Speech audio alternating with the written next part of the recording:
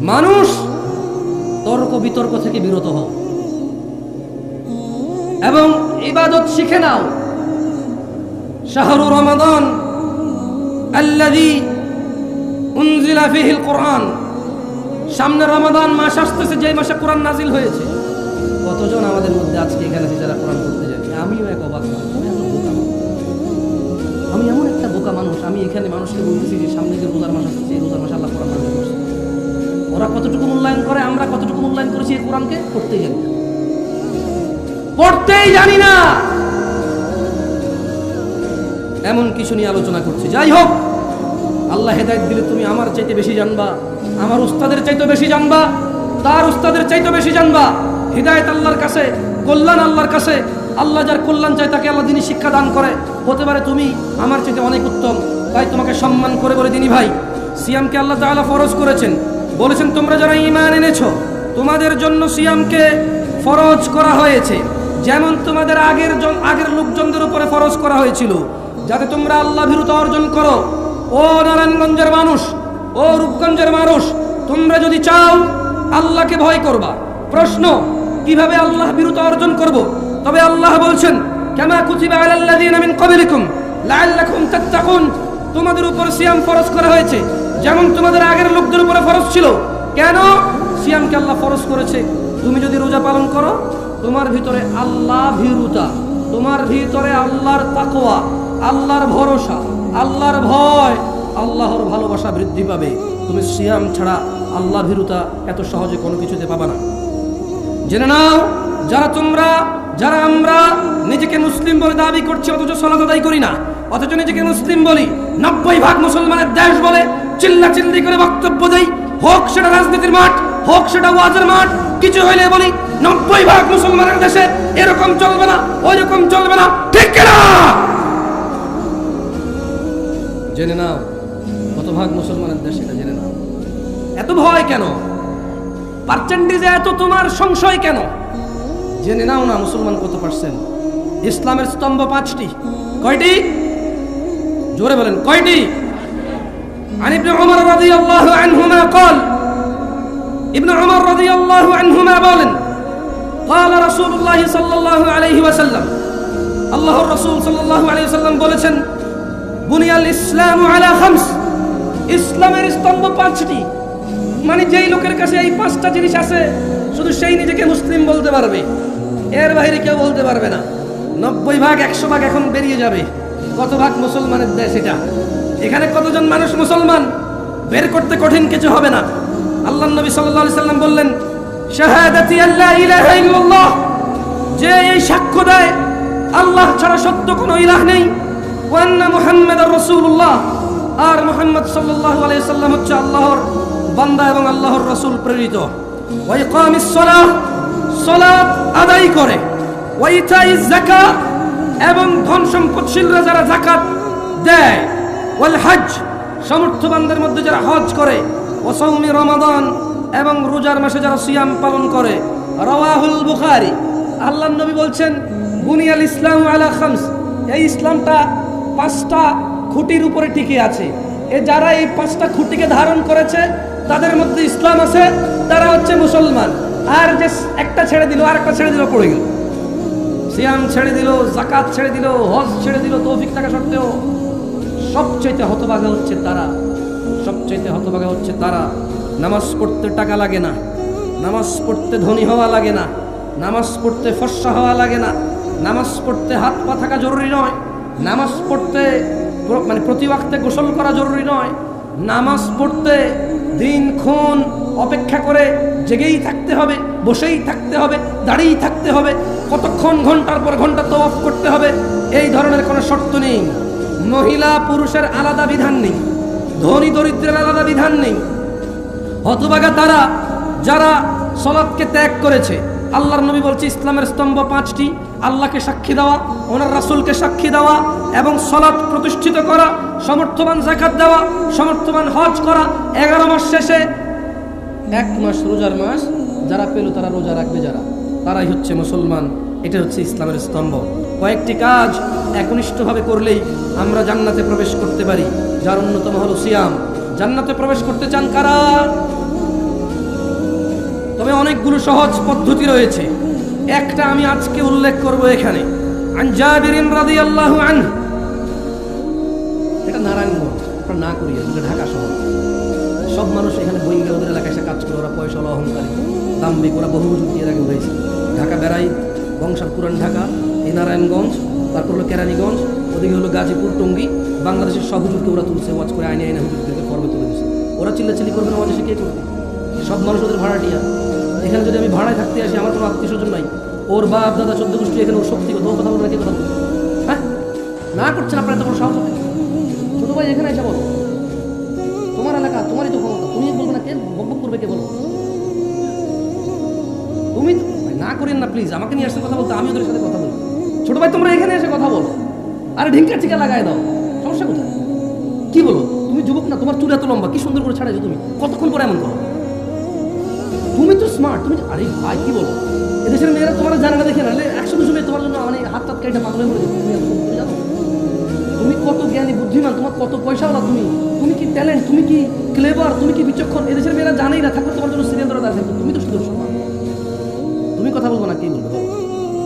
হ্যাঁ, ফেরেশতা তোমাকে ভয় পেয়ে চলে যাবে, জানো?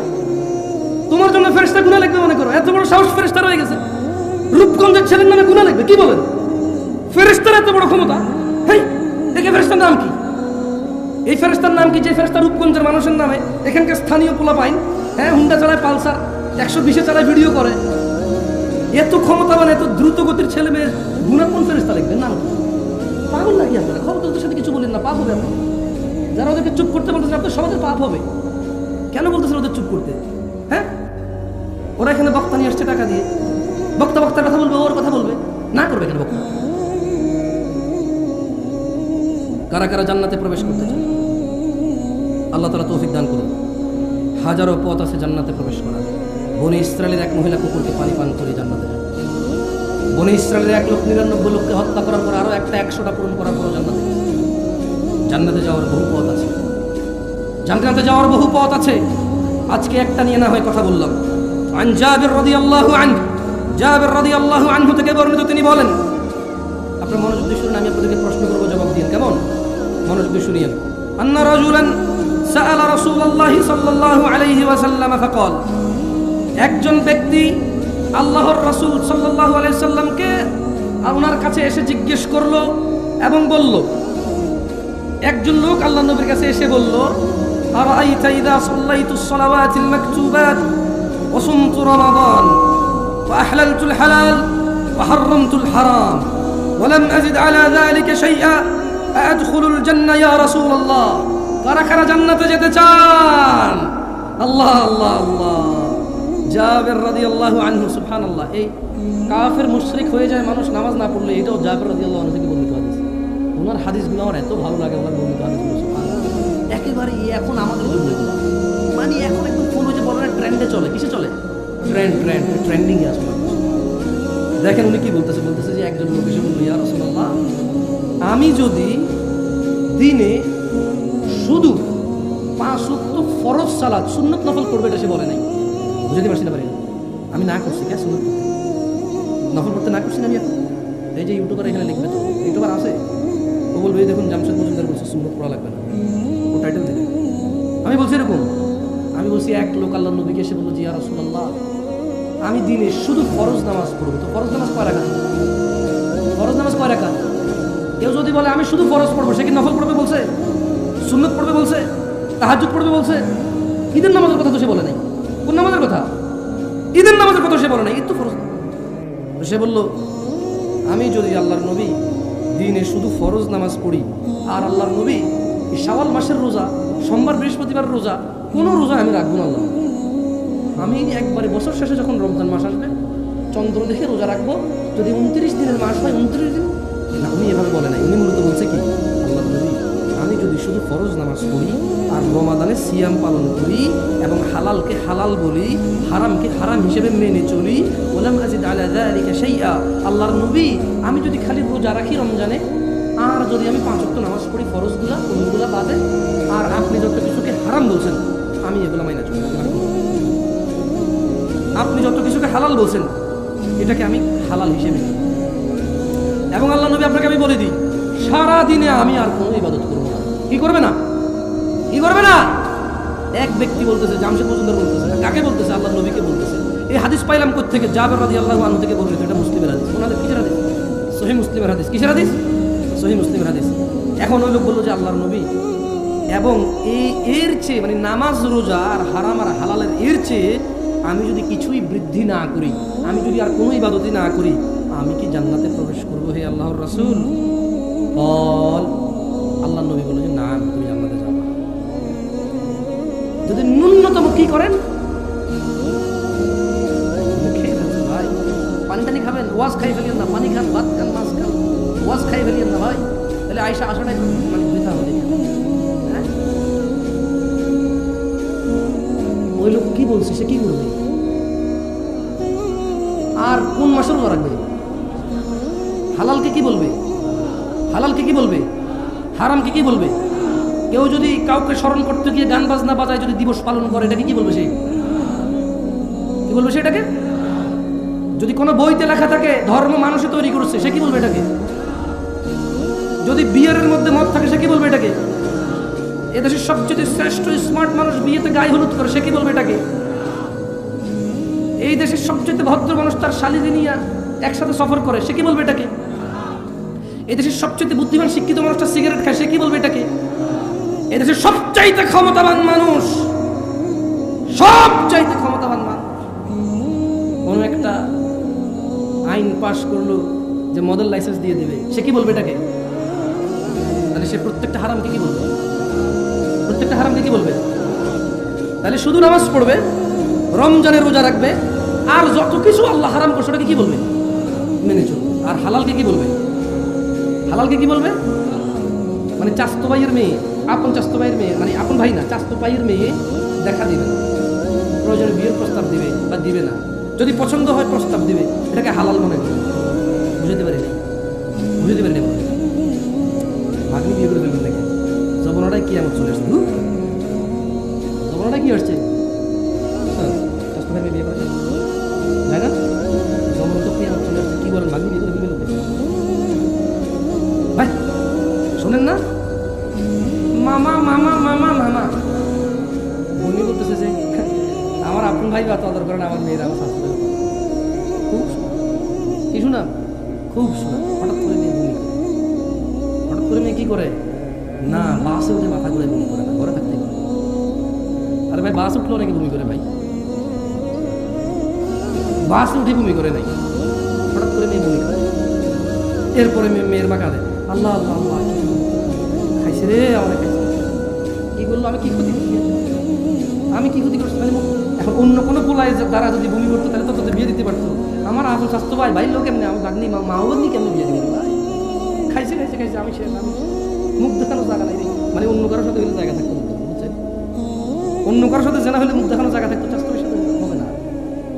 আরে বেটা, স্বাস্থ্য বোন বিয়ে করা যায়, স্বাস্থ্য বোন যদি বিয়ে করা যায়, তাহলে স্বাস্থ্য বোনের অন্য কোন বেড়ার কাছে বিয়ে দিছে, ওইখান থেকে মেয়ে হয়েছে, ওকে কেন বিয়ে করা যাবে? হ্যাঁ, স্বাস্থ্য বোনের সাথে দেখা দেওয়া যায় না। তাহলে স্বাস্থ্য বোনের আরেকজনের ঘরে বিয়ে দিছে, ওইখান থেকে আমার ভাগ্নি একজন হয়েছে স্বাস্থ্য বোনের মেয়ে, ওকে কেমনে দেখা দিতে পারবো? যেখানে ওর মাকে দেখা দেওয়া যায় না, ওকে কেমনে জায়েজ হয়ে গেল দেখা দেওয়া? ওর মায়ের বিয়ে করা যায়, বুঝি ওরে বিয়ে করা যাবে না? এর ন্যূনতম জ্ঞান কি নাই? ফুফাতো বোন বিয়ে করা যায়, বিয়ে করলাম না, বিয়ে হয় নাই, অন্য কোথাও বিয়ে দিছে, ওখানে ওর মেয়ে হয়েছে, বুঝি ওকে বিয়ে করা যাবে না?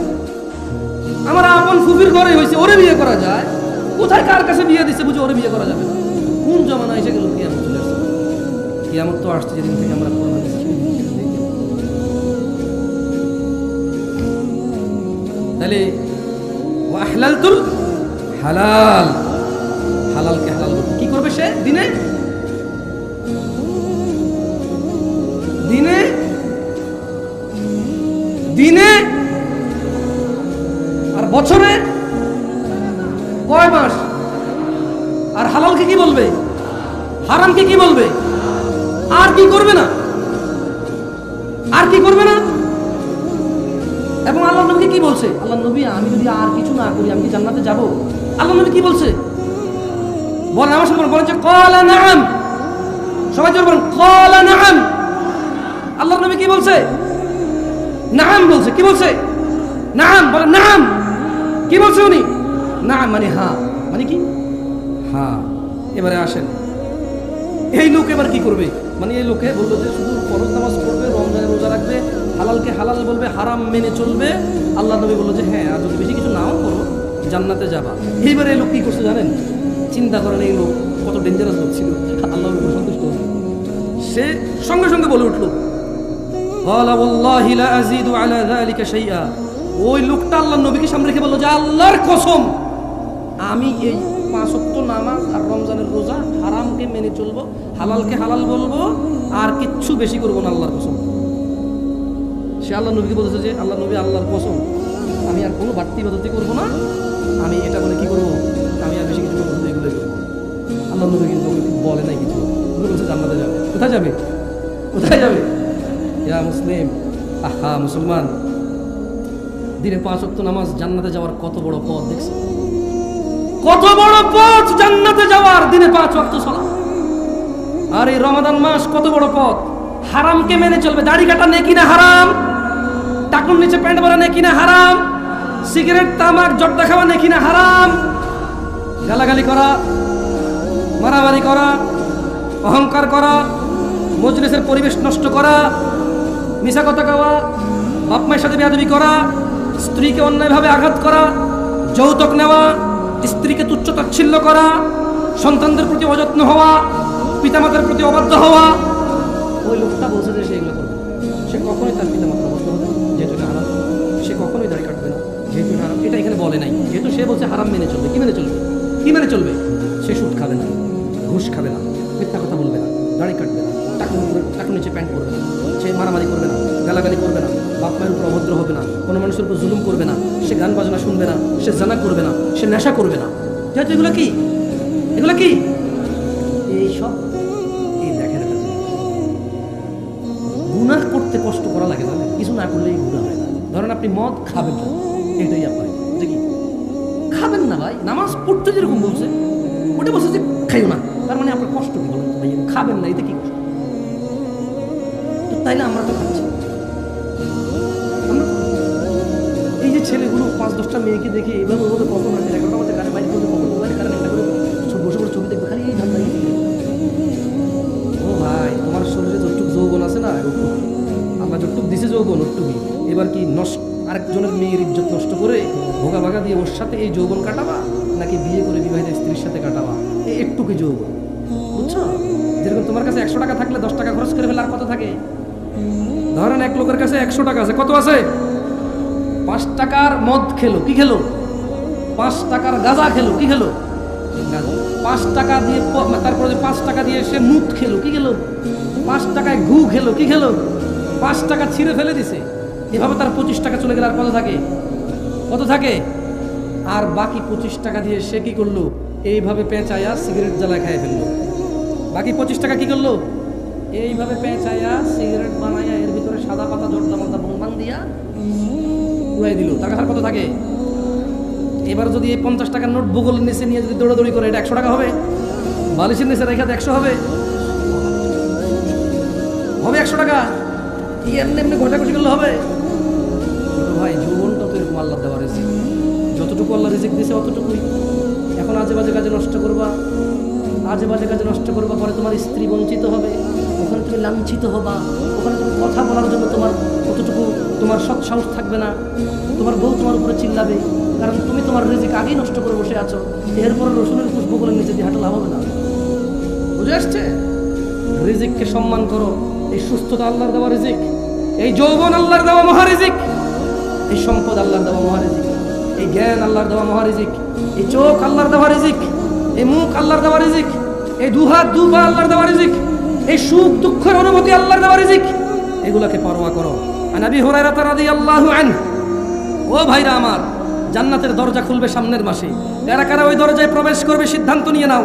আবু হুরায়রা রাদিয়াল্লাহু আনহু থেকে বর্ণিত, তিনি বলেন রাসূলুল্লাহ সাল্লাল্লাহু আলাইহি ওয়াসাল্লাম বলেছেন, এটাও জাবের রাদিয়াল্লাহু এটা হচ্ছে আবু হুরায়রা রাদিয়াল্লাহু আনহু থেকে বর্ণিত, তিনি বলেন রাসূল সাল্লাল্লাহু আলাইহি ওয়াসাল্লাম বলেছেন, ইযা জাআ রমাদান ফুতিহাত আবওয়াবুল জান্নাহ, জান্নাতের দরজা সমূহ খুলে দেওয়া হয় যখন রোজা আসে। কোন দরজা খোলে? যেতে চাও? তাহলে কি করতে হবে? অ্যাট লিস্ট কমসে কম কি করতে হবে? যদি কোনো মানুষ জান্নাতে যেতে চায়, ও কমসে কম দিনে কয়বার নামাজ পড়তে হবে? কমসে কম কত রাকাত? কমসে কম কত রাকাত? বছরে কমসে কম কত মাস রোজা রাখতে হবে? আর যত কিছু হারাম এগুলোকে কি করতে হবে? কি করতে হবে? এবং সে বাকি হালালকে হালাল বলবে, কিন্তু সেই কথা বলবে না। মানে ওই লোকের কথা বলতেছে, ওই ব্যক্তি যিনি আপনাদেরকে না বুঝতে,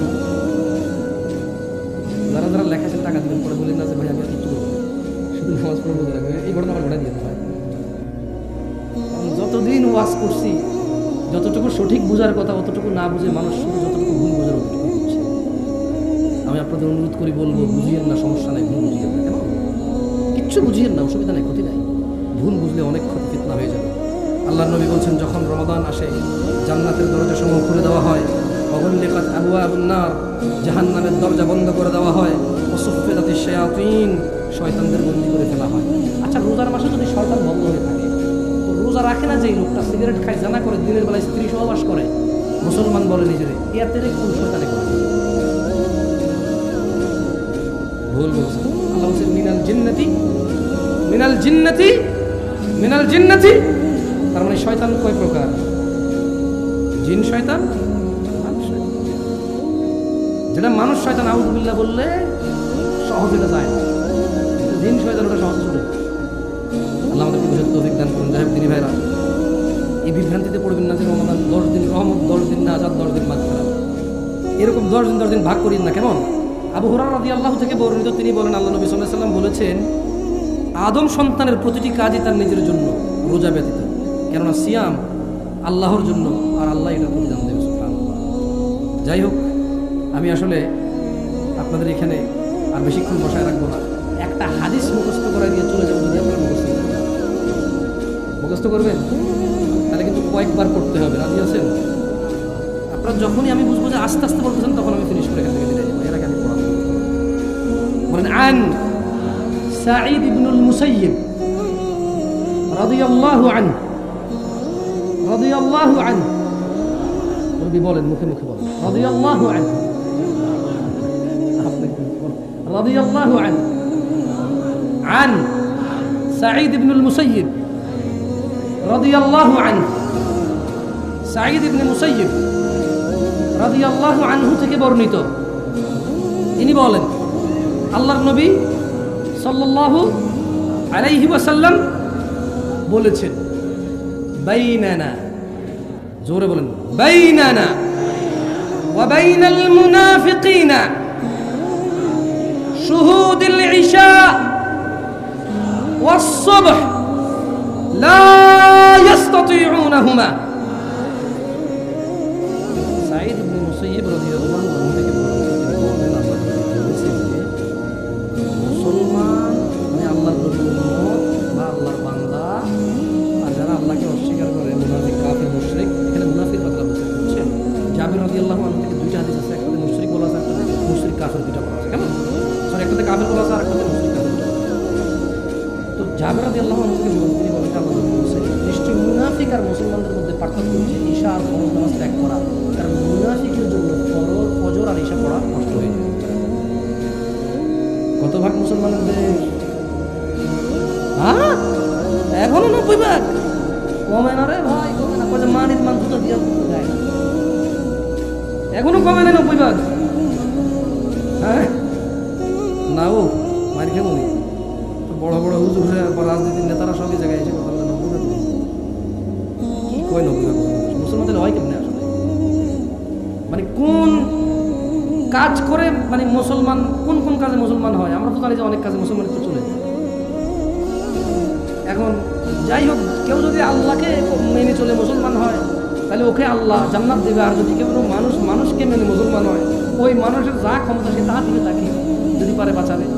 বলেন, আন জাবির রাদিয়াল্লাহু আনহু, জাবির রাদিয়াল্লাহু আনহু থেকে বর্ণিত, তিনি বলেন আল্লাহ নবী সাল্লাল্লাহু আলাইহি সাল্লাম বলেছেন, বাইনার রাজুলি, জোরে বলেন তো, দেখেন তো মুখস্থ হয় কিনা, বাইনার রাজুলি ওয়া বাইনাশ শিরকি ওয়াল কুফরি তারকুস সালাহ। বলেন, বান্দা শিরিক এবং কুফরের মধ্যে পার্থক্য হচ্ছে নামাজ ত্যাগ করা। কাফের কি মুসলমান? মুশরিক কি মুসলমান? কত ভাগ মুসলমানের দেশ? আল্লাহর নবী বলছে বান্দা আর মুশরিক কাফেরের মধ্যে পার্থক্য হচ্ছে নামাজ। কি? যে নামাজ পড়ে সে হলো বান্দা, যে নামাজ পড়ে না সে মুশরিক ও কাফের। আমি বলি নাই, ফতোয়া দিচ্ছি না, ওয়াল্লাহি ফতোয়া দিচ্ছি না, অনুবাদ করতেছি। কি করতেছি? এবার আপনি মুসলমান কেমনে হবেন, আল্লাহর জান্নাতে কেমনে যাবেন, সিদ্ধান্ত কার? আচ্ছা জান, এত কিছু বললাম, এত ভয় দেখালাম, একটা ভালো কথা বলে চলেই যায়। আর কতক্ষণ যাবো জন্য করে বললাম, বাঙালি তো জাম জন্য কোনো আদাম করে যেমন আশা করছে কেন। আমি দুটি কথা বলি এখানে, এই কথাগুলো নিয়ে আসলে এটাই বেশিরভাগ ক্ষেত্রে হয়, আমরা দেখি। আমিও বিচিত্র না বাংলাদেশি হিসাবে শেষ কথা কইতে গেলে 10 মিনিট থেকে বলতেছি না, এটা আসলে শেষ। জানাকারী আছে কিনা আমাদের এখানে, মদখোর আছে কিনা, আমরা বাপ মায়ের উপর অত্যাচারকারী, মিথ্যাবাদী, মিথ্যা সাক্ষ্য দেওয়া, দুনিয়ার যত অপরাধ আছে কোনো না কোনো অপরাধের সাথে কেউ না কেউ জড়িত আছে কিনা। তাইলে ওই যে ওই লোক বললো হারামকে মেনে চলবে, হালালকে স্বীকৃতি দিবে, যতই মানুষ বলুক কি কয় আস্তাগফিরুল্লাহ, তওবা, তফসি, কানে দোষী, আর জীবনে করতাম না, যতই বলুক, আল্লাহ যেটাকে হালাল করেছে সেটা লজ্জা পাবে না। কি পাবে না? আল্লাহ যেটাকে হালাল করেছে সেটা কি পাবে না, আর আল্লাহ যেটাকে হারাম করেছে সে কখনো এটা থেকে লজ্জা উঠাবে না। কি উঠাবে না? তো জান্নাতে যাওয়ার জন্য যদি 5 ওয়াক্ত নামাজ জরুরি হয়, জামশেদ ভাই আমি তো জান্নাতে যাওয়ার জন্য যদি জানা বন্ধ করে দিতে হয়, নেশা বন্ধ করে দিতে হয়, জামশেদ ভাই আমি তো এখনো গতকালও করে আসছি নেশা অথবা জানা। জান্নাতে যাওয়ার জন্য যদি সুন্নতকে মেনে চলতে হয়, হালাল মেনে হারামকে সবসময় বর্জন করতে হয়, যদি জান্নাত থেকে পেতে হয়, আমি তো আধা ঘন্টা আগে এখানে আসার আগেও আমার প্রেমিকার সাথে কথা বলে আসছি, একজন লোককে টাকা দিবে বলে দেই নাই, একটা লোককে ধমক দিয়ে আসছি, আব্বাকে ধমক দিয়ে আসছি, আম্মার সাথে জোরে কথা বলে আসছি, একটু আগে আমি আমার বউকে ভাতের প্লেট এভাবে ছুঁড়ে ফেলে দিয়ে আসছি এখানে মাহফিল দেখতে। জামশেদ ভাই দিলে আমার উপায় আল্লাহ তাআলা বলছে ইল্লা মান তাব। অতএব যেই ব্যক্তি তার সমস্ত গুনাহ থেকে ফিরে এসে আল্লাহর কাছে মাপ চায়, ফিরে আসে, ও আমানা আল্লাহর প্রতি ঈমান আনে, ও আমিলা আমালান সালিহা এবং আল্লাহর জন্য কিছু ভালো কাজকর্ম করে, আল্লাহ বলছে ফাউলাইকা ইউবাদদিলুল্লাহু সাইয়্যাতিহিম হাসানাত।